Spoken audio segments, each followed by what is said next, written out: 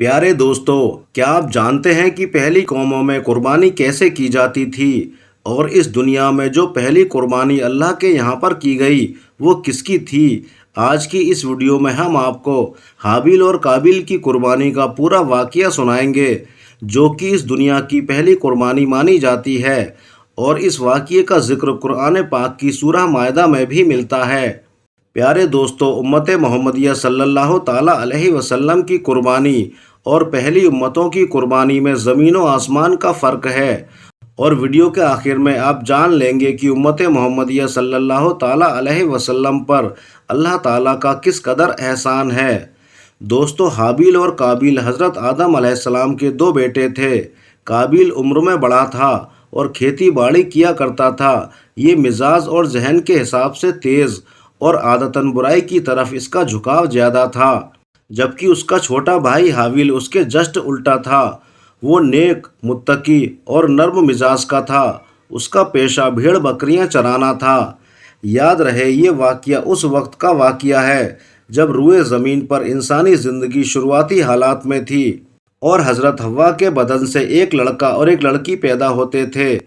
ایک ساتھ پیدا ہونے والے لڑکے اور لڑکی کا نکاح دوسری مرتبہ پیدا ہونے والے لڑکی اور لڑکے کے ساتھ کر دیا جاتا تھا۔ حابیل اور قابیل یہ دونوں حضرت آدم علیہ السلام کے بیٹے ہیں۔ جب یہ جوان ہوئے تو دستور کے حساب سے حضرت آدم علیہ السلام نے قابیل کا نکاح لیودا کے ساتھ، جو کہ حابیل کے ساتھ پیدا ہوئی تھی، اس سے کرنا چاہا۔ قابیل اس بات پر رضامند نہیں ہوا، کیونکہ اقلیمہ لیودا کے مقابلے میں زیادہ خوبصورت تھی، جو قابیل کے ساتھ پیدا ہوئی تھی۔ حضرت آدم علیہ السلام نے قابیل کو سمجھایا کہ اللہ کا حکم ہے، لہٰذا تم یہ بات مان لو کہ اقلیمہ تمہارے ساتھ پیدا ہوئی ہے، اس لیے وہ تمہاری بہن ہے، اس کے ساتھ تمہارا نکاح نہیں ہو سکتا۔ مگر قابیل اپنی بات پر اڑا رہا۔ آخر کار حضرت آدم علیہ السلام نے ان دونوں بھائیوں کو حکم دیا کہ تم دونوں اپنی اپنی قربانی اللہ کی راہ میں پیش کرو۔ جس کی قربانی قبول ہوگی وہی اقلیمہ سے نکاح کا حقدار ہوگا۔ اس زمانے میں قربانی کے قبول ہونے کی نشانی یہ تھی کہ لوگ اپنی قربانیاں پہاڑ پر رکھ دیتے تھے اور آسمان سے آگ آ کر انہیں کھا جاتی تھی۔ قابیل کھیتی باڑی کیا کرتا تھا اور حابیل جانور پالتا تھا۔ چنانچہ قابیل نے گیہوں کی بالیاں اور حابیل نے ایک خوبصورت موٹا تازہ میڑھا قربانی کے لیے ایک پہاڑ پر رکھ دیا اور اللہ سے دعا مانگی، یا الہی، ہماری قربانی کو قبول فرما۔ آسمان سے آگ آئی اور اس نے حابیل کی قربانی کو کھا لیا، اور قابیل کی قربانی قبول نہیں ہوئی، جس سے قابیل کے دل میں حابیل کے لیے غصہ، حسد اور دشمنی پیدا ہو گئی، اور وہ حابیل سے کہنے لگا کہ میں تجھے مار ڈالوں گا کیونکہ تیری قربانی قبول ہو گئی ہے۔ حابیل نے قابیل سے کہا، اللہ تعالیٰ پرہیزگاروں کی قربانی قبول کیا کرتا ہے۔ اگر تو میرے قتل کے لیے مجھ پر ہاتھ اٹھائے گا تو میں تجھ پر ہاتھ نہیں اٹھاؤں گا، کیونکہ میں اللہ سے ڈرتا ہوں۔ قربانی دے کر دونوں بھائی حضرت آدم علیہ السلام کے پاس آئے۔ حضرت آدم علیہ السلام نے فرمایا، اے قابیل، تیری بہن اقلیمہ اب حابیل پر حلال ہوئی اور تجھ پر حرام۔ قابیل اب مایوس ہو چکا تھا کہ اقلیمہ اس کے نکاح میں نہیں آ سکتی، اس لیے وہ حابیل کو مارنے کا طریقہ سوچنے لگا۔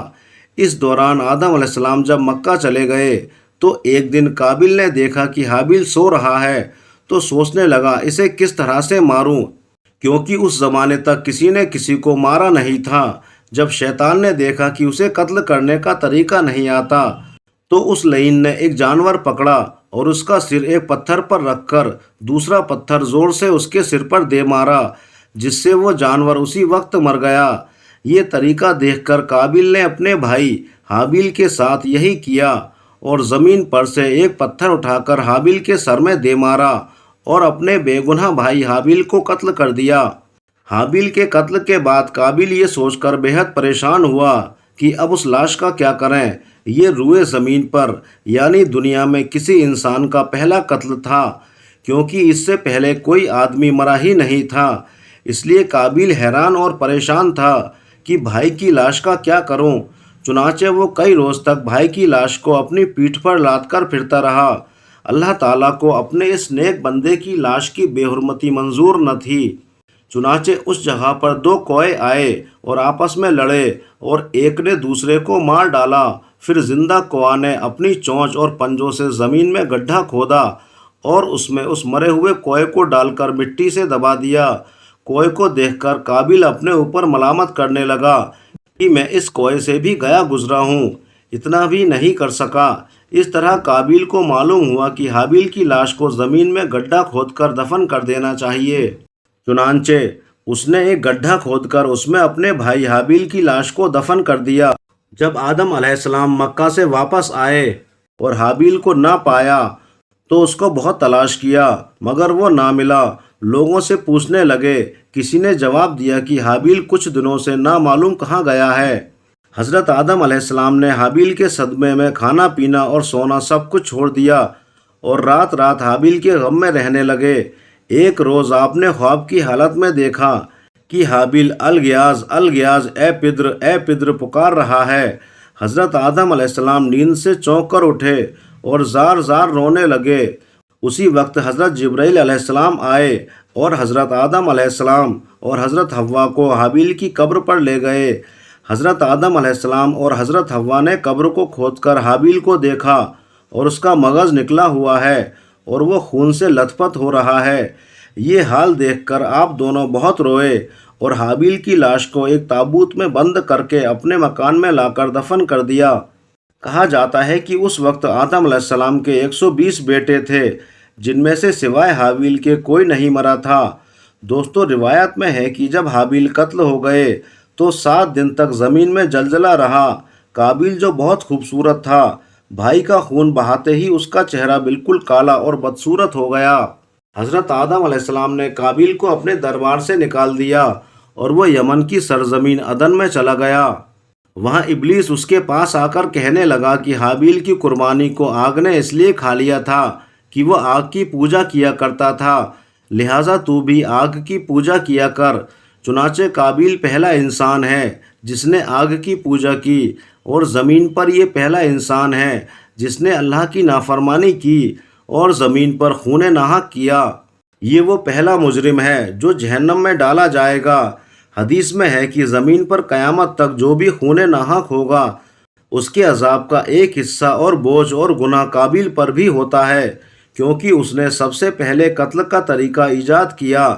काबिल का अंजाम यह हुआ, उसके एक लड़के ने जो कि अंधा था उसको पत्थर मारकर कत्ल कर दिया और ये बदबख्त आग की पूजा करते हुए कुफ्र और शिर्क की हालत में अपने लड़कों के हाथों मारा गया। दोस्तों, आपने ये पूरा वाक़या सुना जो कि हाबिल और काबिल का पूरा वाक़या है। हमारा असल मौजू इस वाक़ये में की जाने वाली कुर्बानी है जो कि रूए ज़मीन की पहली कुर्बानी थी। और याद रहे कि उसके बाद की जो उम्मतें गुजरी हैं उनमें भी कुर्बानी का यही तरीका अपनाया जाता था। कुर्बानी के जानवर को या कुर्बानी की चीज़ को पहाड़ पर रख दिया जाता था। अगर आसमान की आग उसको खा लेती थी तो वो कबूल समझा जाता था और अगर वो आसमानी आग से ना खाई जाती तो कुर्बानी रद्द मानी जाती थी। लेकिन दोस्तों, उम्मत मोहम्मदिया सल्लल्लाहु ताला अलैहि वसल्लम पर अल्लाह ताला का ये एहसान है कि उनकी कुर्बानी नियत की सूरत में अल्लाह ताला कबूल फरमा लेते हैं और जानवर वगैरह जो कुर्बान किया जाता है उसका गोश्त खाना भी उनके लिए जायज़ हो जाता है। दोस्तों, मालूम हुआ कि कुर्बानी का सिलसिला शुरुआती पैदाइश से ही शुरू हुआ। ये अलग बात है कि कुर्बानी के तरीक़ों में जो फ़र्क रहा है, जैसे कि अल्लाह ताला का इरशाद है, हर उम्मत के लिए हमने कुर्बानी का कायदा मुकर्रर कर दिया ताकि उस उम्मत के लोग उन जानवरों पर अल्लाह का नाम लें जो उसने उनको बख्शे हैं। तारीख़ इंसान में सबसे पहली कुर्बानी का जिक्र कुरान मजीद में इन अल्फाज में किया गया। और ज़रा उन्हें आदम अलैहिस्सलाम के दोनों बेटों का किस्सा भी सही तरीके से सुना दो। जब उन दोनों ने कुर्बानी की तो उनमें से एक की कुर्बानी कबूल की गई और दूसरे की ना की गई। ये पूरा वाक़या आप सुन चुके हैं। दोस्तों, इस वाक़ये से मालूम होता है कि जानवर की कुर्बानी सबसे पहले नबी हज़रत आदम अलैहिस्सलाम के ज़माने से ही शुरू है। फिर भी इस कुर्बानी में जो सोजो साज पैदा हुआ है वो हज़रत इब्राहीम अलैहिस्सलाम और हज़रत इस्माइल अलैहिस्सलाम का तोहफ़ा है और वही कुर्बानी आज भी इस उम्मत में जारी है। तारीख़ की इस कुर्बानी का जिक्र अल्लाह ताला ने कुरान पाक में इस तरह फरमाया, ए परवरदिगार, مجھے ایک بیٹا عطا کر جو صالحین میں سے ہو۔ اس دعا کے جواب میں ہم نے اس کو ایک نرم دل اور سہن کرنے والے لڑکے کی خوشخبری دی۔ وہ لڑکا جب اس کے ساتھ دوڑ دھوپ کرنے کی عمر کو پہنچ گیا تو ایک روز حضرت ابراہیم علیہ السلام نے اس سے کہا، بیٹا میں خواب میں دیکھتا ہوں کہ میں تجھے ذبح کر رہا ہوں، اب تو بتا تیرا کیا خیال ہے؟ اس نے کہا، ابا جان، جو کچھ آپ کو حکم دیا جا رہا ہے اسے کر ڈالیے، آپ انشاءاللہ مجھے صبر کرنے والوں میں سے پائیں گے۔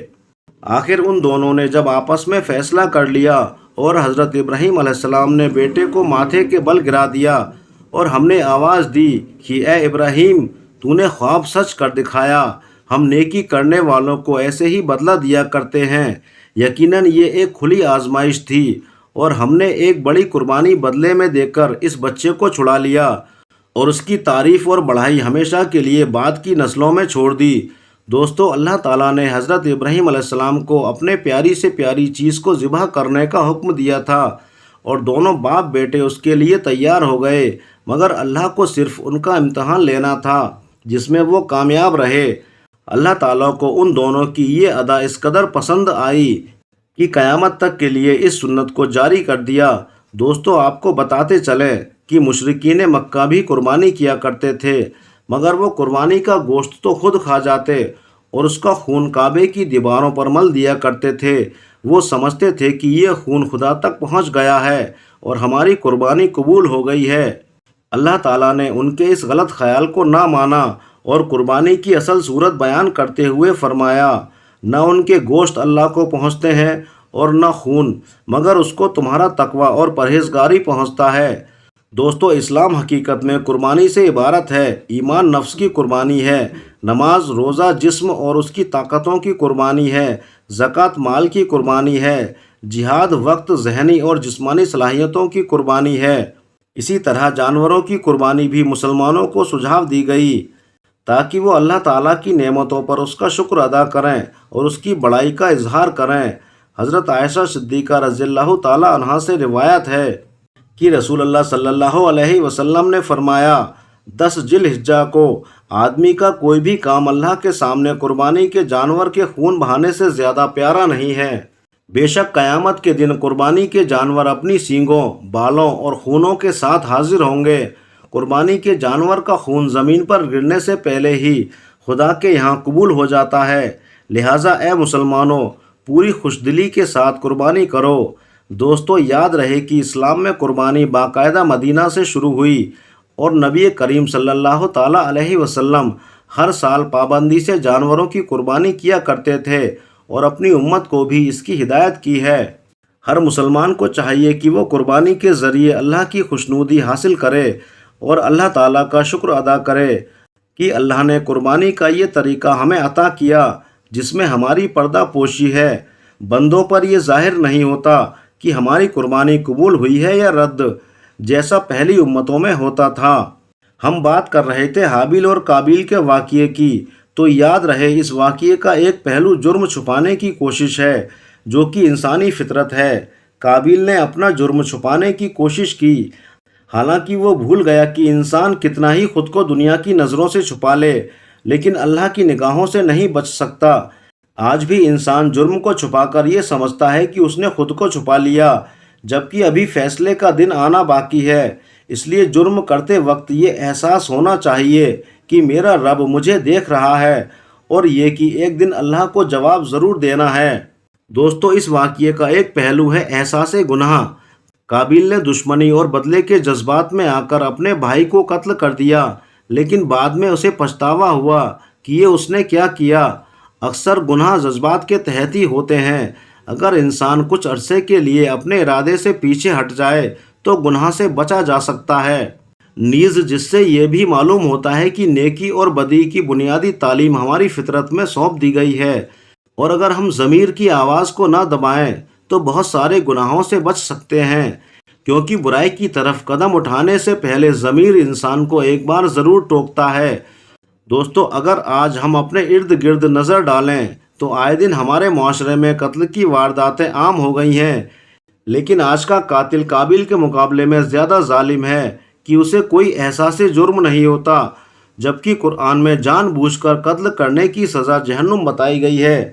اسی طرح یہ بھی کہا گیا ہے کہ جس نے ایک انسان کو مارا اس نے ساری انسانیت کا قتل کر دیا، اور جس نے ایک انسان کی جان بچائی اس نے ساری انسانیت کی جان بچائی۔